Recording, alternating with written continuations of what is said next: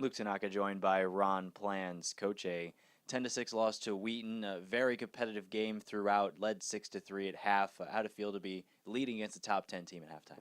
Well, as I told the guys at halftime, I wasn't surprised that we were in front, and I don't think they were surprised we were in front. We know the caliber of football program we have here. We know the caliber of players we have here, caliber of coaches, the administrative support.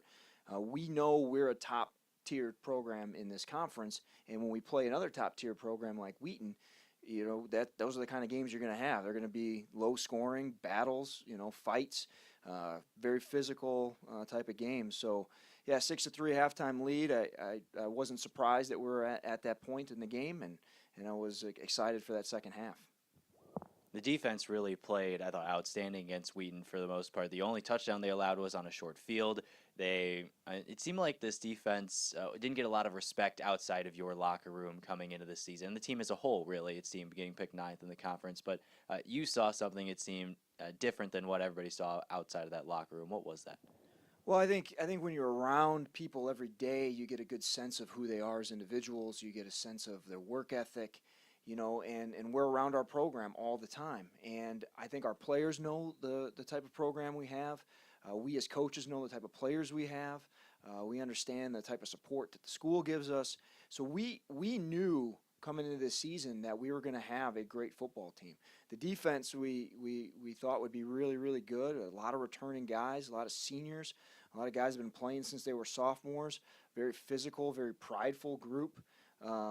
We got an excellent defensive coaching staff with Coach Briddick and Coach Gray and Coach O'Malley and Coach Macius. They do a phenomenal job getting those guys ready every week. And so we knew coming in what we would have, and we're continuing to get better. There's still some things we need to do to get better on that. I know those guys were disappointed in that score that they gave up, but they're going to come back and they're going to get after it, and I'm excited to watch them get back out and compete.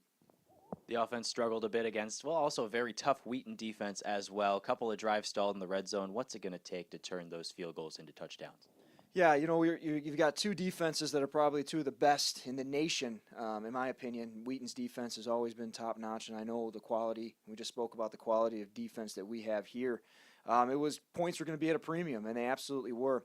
For our offense, as they got to get in when they get in the red zone area there. They got to not make mental mistakes. A little bit here, a little bit there. One thing we talked about, when you have two elite teams playing, the difference in the game is 1 step this way, 1 inch that way, 1 second over here, 1 second over there. And that's the difference in the game. And that was pretty much what our red zone offense was. It was 1 step here. It was hold a little bit longer of a block here, sell this a little bit more, and we would have turned those field goals probably into touchdowns. A couple of the stats I thought on offense that showed that you actually played okay on that side of the ball were 6 of 15 on third down, which was better than Wheaton, and then you also held the ball for more than 30 minutes. So I believe it was 31-20 or something like that. So you won the third down and the time of possession battles. What did you see there? Yeah, that's what we want to do. We want to convert on third downs. We want to keep drives going. We want to maintain time of possession so that our defense can always come out and be fresh and play to their capability. The difference in the game is, out of the two red zone chances each team had, we kicked 2 field goals. They kicked 1 field goal and scored a touchdown. And that's the difference in the game. So if we can convert those 2 field goals into scores, as we just spoke about, now it's 14-10, and that's the game. And that's how close it is. And what's exciting about that for us, and as I told our players, there are no moral victories. You get no moral victories, playing tough, because we expect to play that way against anybody. That's whether they're ranked 6th in the nation, 10th in the nation, 150th in the nation. We expect to play very good football. But it comes down to just those mistakes and those battles. It's going to be who can convert in those pressure situations. They were fortunate enough to get a score. We kicked 2 field goals. Andy Orson played a really good game on the defensive side of the ball, led the team with 14 tackles, had a tackle and a half for loss as well. He's been a staple in that middle linebacker spot, it seems like, for a long time. What did you see from him in the game? Yeah, I saw what we expect from Andy. He was physical. He was on top of things. If you ask him, I'm sure he's going to say, well, there are a couple of plays that he should have added to that stat line, but he played great. He's a leader on that defense. They got a lot of leaders on that defense, him and Sean Weatherall and Tyler Schwartz. And the defensive line, I thought, played tremendous, really opened things up for Andy. It's probably the best game our defensive line had played to this point. Mike Weaver was on fire. Miles Carroll played great. Eddie Byer inside. John Rubino inside. It was good to see those guys really come alive. They open up things for the linebackers, and any linebacker tell you if the up front can take care of it, makes their job really easy. But Andy's great. I love watching him compete. Love watching him get after it, and he had a really good game. Next up comes the Augustana College Vikings, your 4th road trip in 5 weeks. What do you expect from the Vikings?